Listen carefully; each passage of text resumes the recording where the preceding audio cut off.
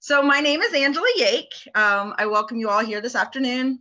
Thank you for sticking around to hear how I have adapted CS50 into my classroom. I say adapted because I saw earlier a question that somebody asked about, does anybody do their own lectures or do they just show David's lectures?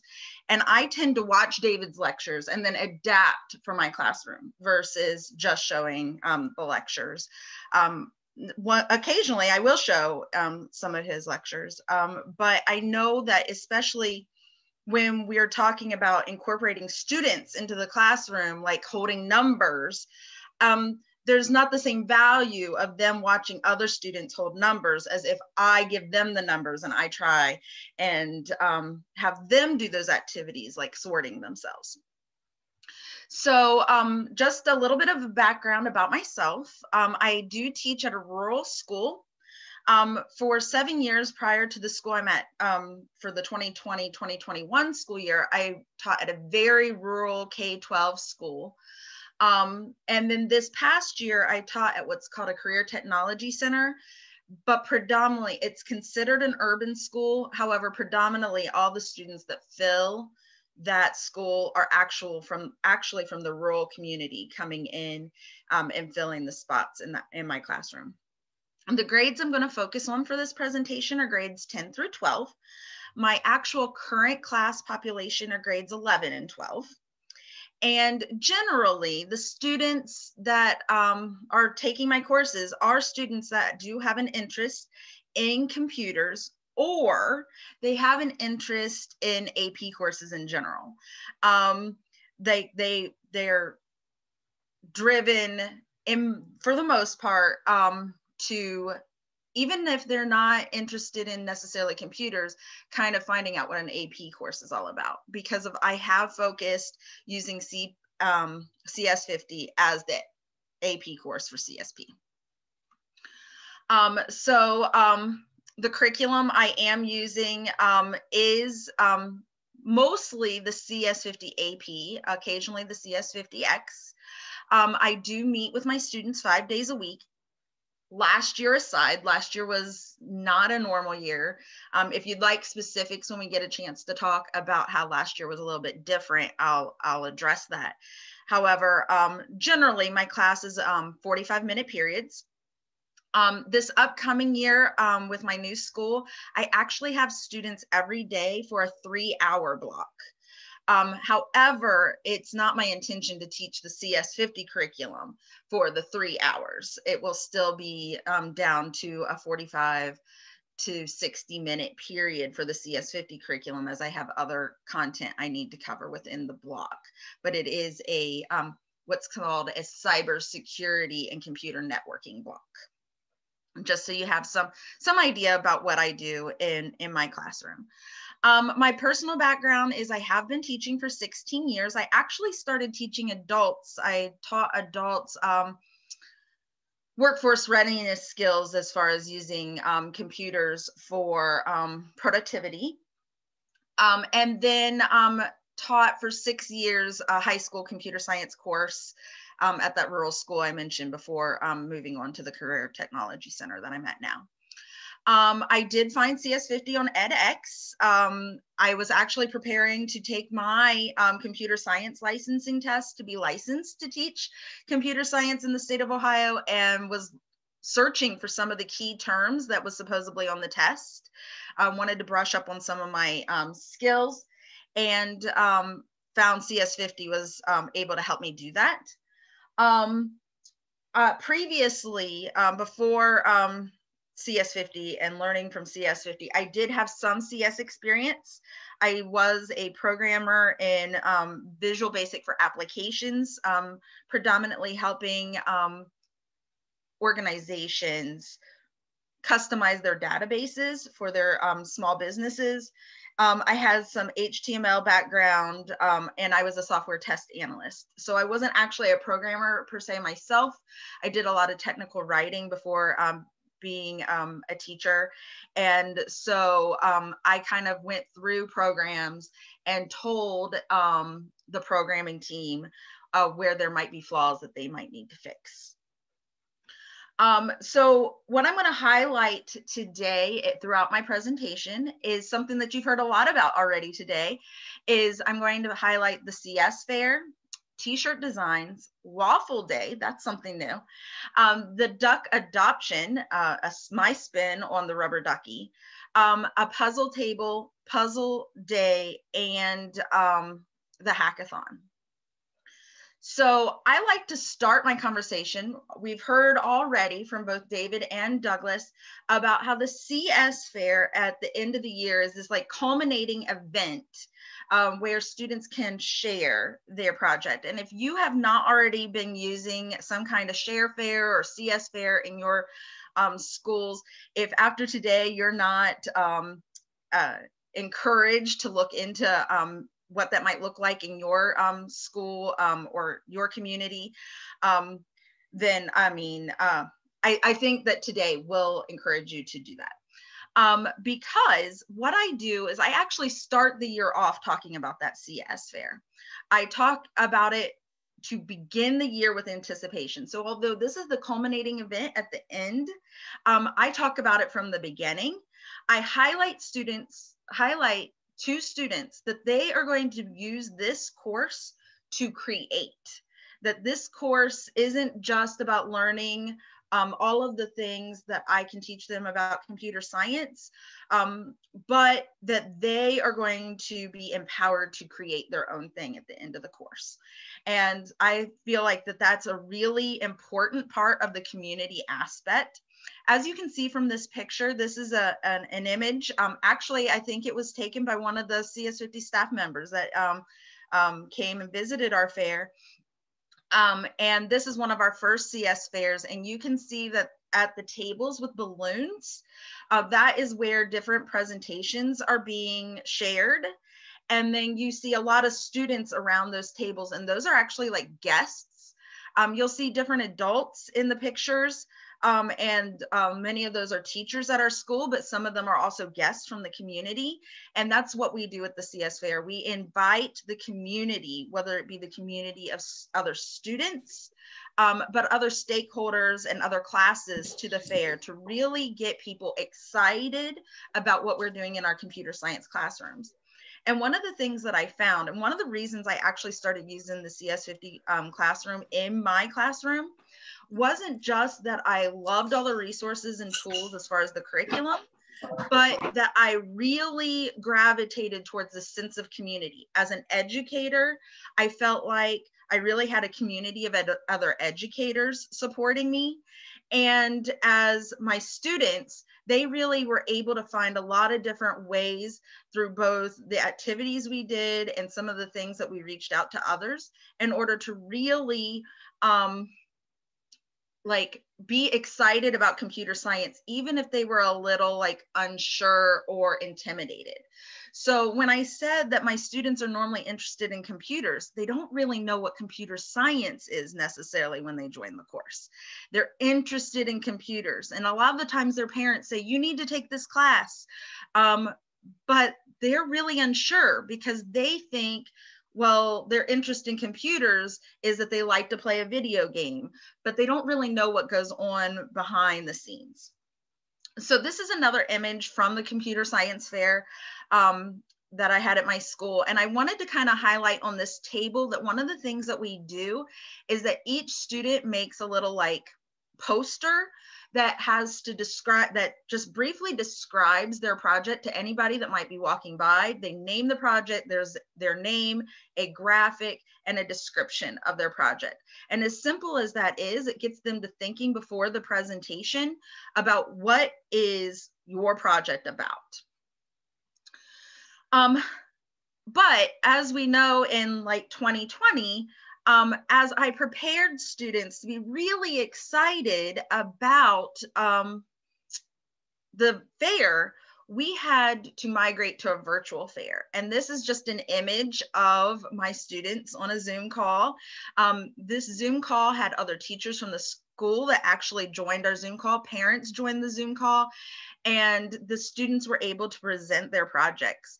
And I felt like it was really important to keep the spirit of the CS Fair, even when we were remote and we weren't able to do it in the same format that we had done it in the past.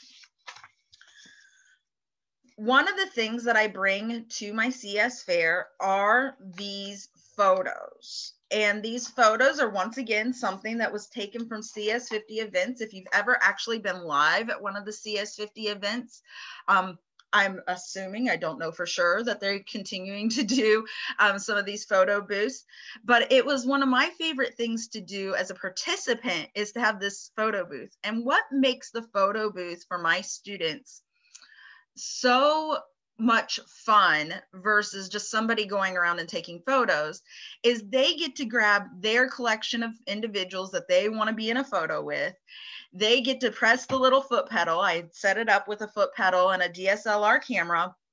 They could see their image on a computer screen and they got to make their different poses, and then they got that keepsake to take with them. And the way I had it set up is that 2 photos would always print out, and then a copy of these photo prints were saved to my computer. And I used the program that actually the CS50 team, recommended to me, and that is called DSLR Remote Pro. And I can give you guys more information, and this information is in some of my stuff that will be shared with you later, so if you didn't get that name. But what's nice about having these little prints saved to my computer is then I had like a record of some of the students that were there. I could share some of that on social media. Oftentimes I'll put up a little sign like by entering the fair, you're agreeing, much like what we had to agree to join this meeting today, you're agreeing that you may be filmed or videotaped. Sharing things to the internet with the students at the school. We did often have to get parent permission, but that is something that we do at the school at the beginning of the year. And we just make sure we don't share any photos of students that we aren't supposed to. Anyway, there is the photo booth option, and that is part of my computer science fair every year, is just to give every student that chooses to participate a keepsake. What I do also in conjunction with this CS fair is I allow the students to create t-shirts. This is one of our first t-shirts that we created. This was the back of our t-shirt. You saw on this slide the front of the t-shirt. The students didn't feel like I took CS50 was sufficient for what they went through to take the course. I saw somebody in the comments with earlier say that they didn't adopt CS50 because it was hard, and it is hard. I mean, I think it's a hard course, but when you think of hard, another word to use for the word hard is like challenging. And I feel like that what I was able to do is constantly challenge myself and my students with this content. And so what I'd like to point out in this t-shirt is the students kind of generated this t-shirt. This was back in 2016, this particular t-shirt. Some of the piece sets have changed since then. Some of them are similar or have morphed over time, or maybe not even using necessarily some of the same languages. But what I'd like to point out is at the top of this shirt, it talks about the peanut butter jelly. I'll talk about that more later, but we did the peanut butter and jelly activity within the first couple of days of school that year.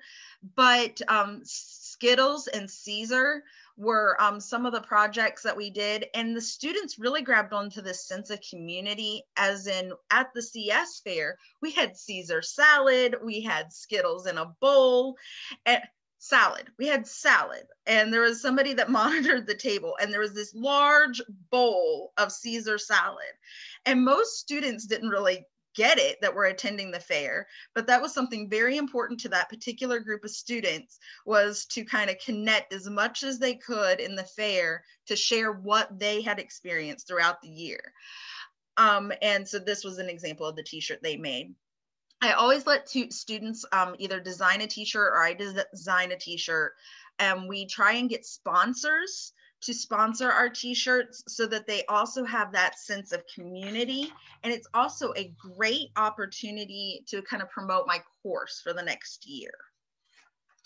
So I've talked a lot about the CS fair, and that's at the end of the term. And you've heard Douglas talk about the CS fair, and you've heard David and Brian talk about the CS fair so far today. But what gets us to this end of the year finale? So unlike some of the other teachers that have shared today, I've adapted some of the ideas in CS50, and I have Waffle Day. Waffle Day has come to take place of peanut butter and jelly. It's come to take place of peanut butter and jelly for a couple of reasons. One, some of the English teachers are using peanut butter and jelly now to teach different concepts in their classes, and so it seemed redundant. But also, I had several students with peanut allergies come through my classroom, and some of the allergies related to waffles have not been as serious, or the aroma in the air hasn't been as much of an issue. And so I took the peanut butter out of my beginning of the year activities, just because I didn't want to cause any issues for those people with allergies. So Waffle Day happens to be in the United States. It's not an official US holiday, but if you look at the national holidays calendar that's out there for the US national holidays, Waffle Day is on August 24th, and that happens to coincide normally with our first couple of days of school. This year it's going to be like my 4th day of school with students. And so on August 24th, or as close as possible, I do Waffle Day. And Waffle Day, Waffle Day is just an opportunity for students to get the sticker. This actually is an image of a sticker. It's a circle sticker. Students normally put them on their Chromebooks. And they get a sticker and they get to make waffles, and all they have is a 2-ounce cup. And there is going to be a little packet of how I run Waffle Day that's going to be shared with you. They get a 2-ounce snack cup and a metal spoon and a bowl and the waffle mix and some water. And they are asked to make waffles in a waffle iron with using the instructions on the box, but not necessarily having the right tools. Like the 2-ounce snack cup isn't the 2 cups that the box says to use of waffles. Now, I realize that when I talk about 2 cups, that's very specific to the US, but whatever your waffle box or whatever kind of mix that you might have wherever you are is going to have their set of instructions. And I don't give them necessarily all the tools they need. They've got to kind of problem solve how they're going to change 2 ounces into 2 cups, for example, in my case. And so it's just a problem solving day in which they can really start to talk and work together. And it's our kind of puzzle day at the beginning of the year. And it gets a lot of students talking that's not in my classroom about what's that smell? What are you guys doing in there? What do you mean you got waffles? Where'd you get that sticker? How do I get a sticker? And I've actually had students sign up for my course before, like sophomores sign up as their junior year because of Waffle Day that was at the beginning of the year before, because they want that sticker that they've seen on their friend's Chromebook all year long. And so it's just part of that community thing. So we've also heard today about the rubber ducky debugging, and I also use rubber ducks in my classroom. I have opted to step away from the yellow duck because I use the rubber ducky as an opportunity for students to kind of share a little bit about their personality. It's also a beginning of the year icebreaker opportunity where they get to adopt their duck. And so this is an example where I've shared with them that when they're stuck, they talk to their duck.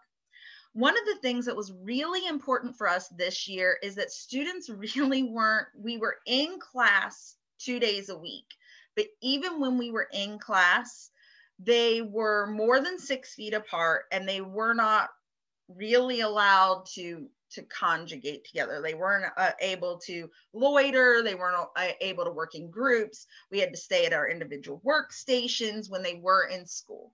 And so it just was a little bit different than what I have done in the past.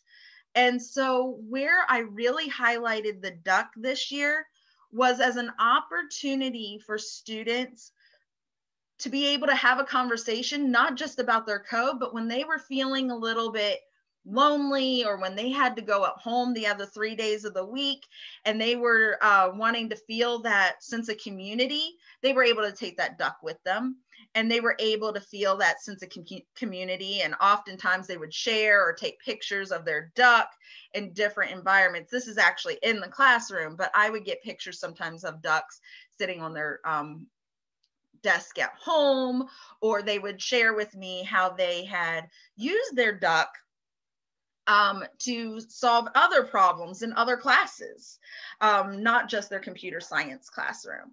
And so the Adopt a Duck idea is where they really take responsibility for their duck.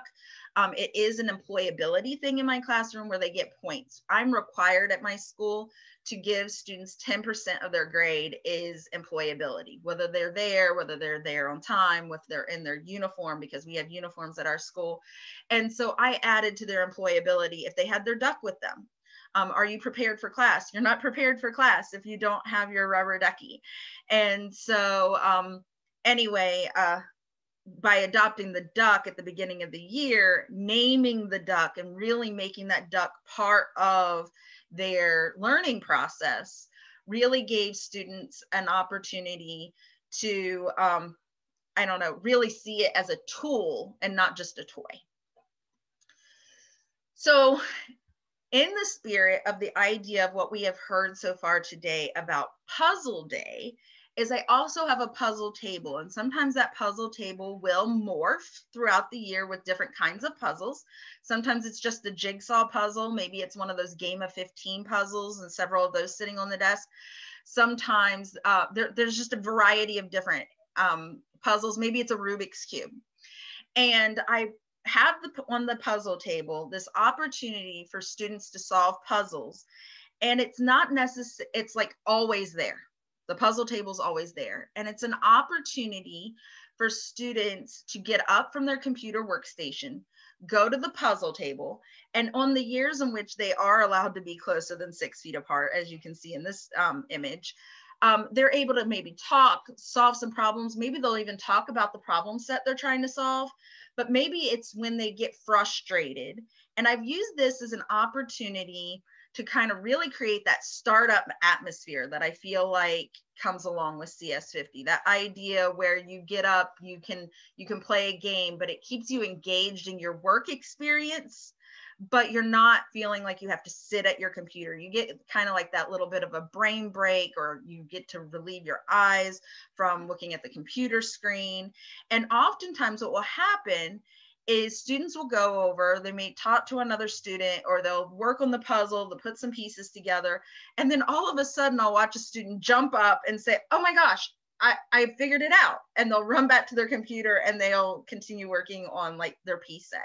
And so I've really found that the puzzle table has been an opportunity for students to just kind of build more of that community and have a community in my classroom where I have an expectation that you're not just kind of taking a break, but you are taking a break. I hope that makes sense. And I can answer more questions about that later. But that doesn't mean we don't do Puzzle Day.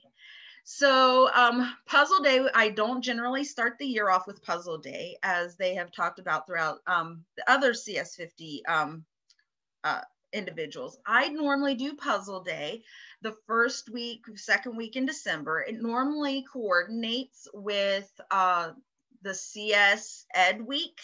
Now, this is once again, I think, a US initiative, but we do Puzzle Day that week, but I share with students in my classes some of the previous CS50 puzzles leading up to Puzzle Day. And then their task is to create their own puzzle. So Puzzle Day is like kind of a week-long thing for us, where the students in my classroom create their own puzzles based off of some of the models that I've shared with them. And then on the Friday of that week, they share their own puzzles that they created with other students. They make copies and share those other puzzles with other students in the school, seeing if other students in the school can solve their puzzles.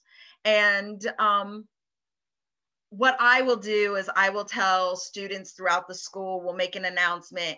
The first 10 students that can solve the puzzle packet that was passed out from all the students' puzzles, we'll get a prize from Mrs. Yake if they come and check their puzzle answers.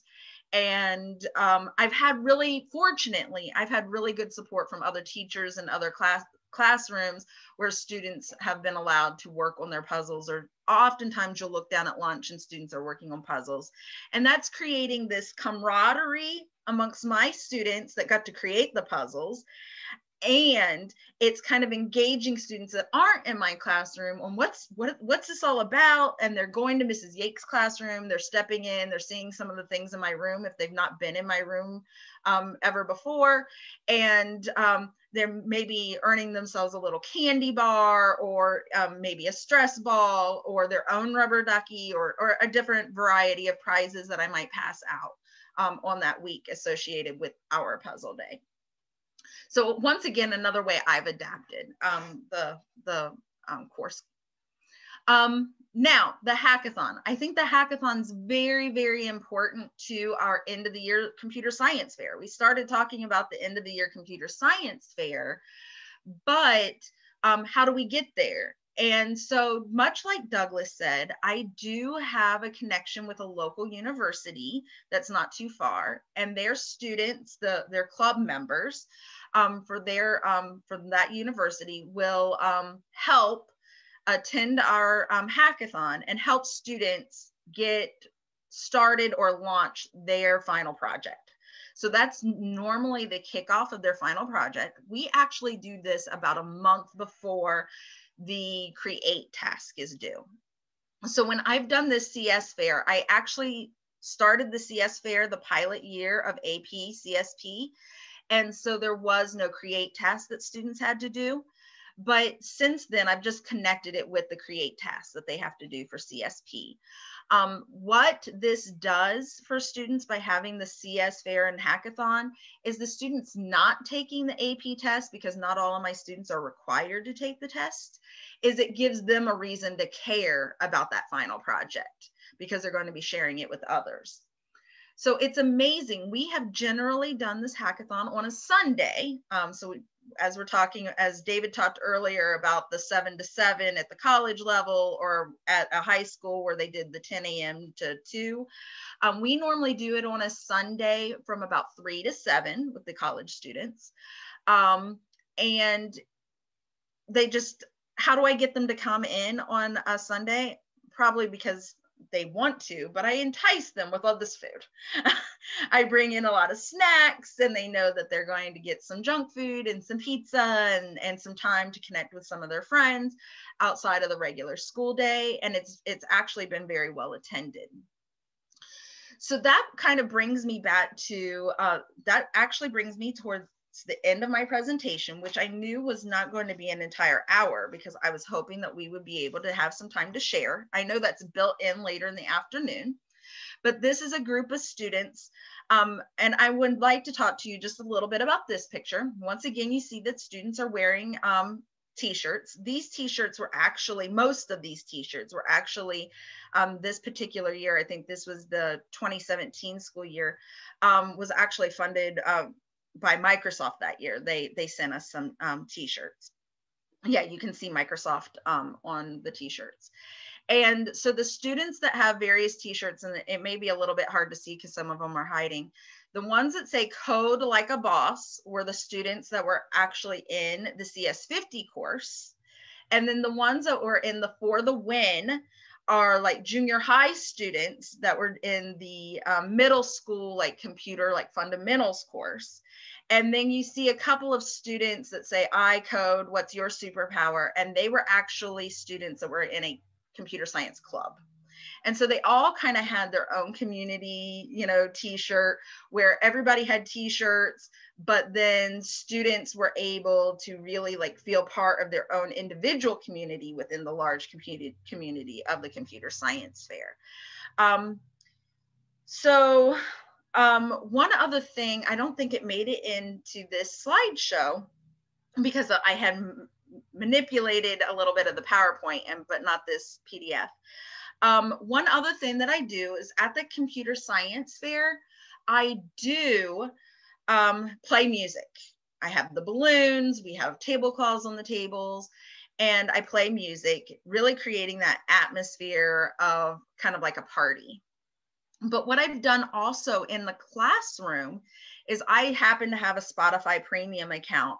And so I have shared that link. You could do this other ways. This is how I do it. I have shared that link with my students, and then they can click on that link and add to the playlist.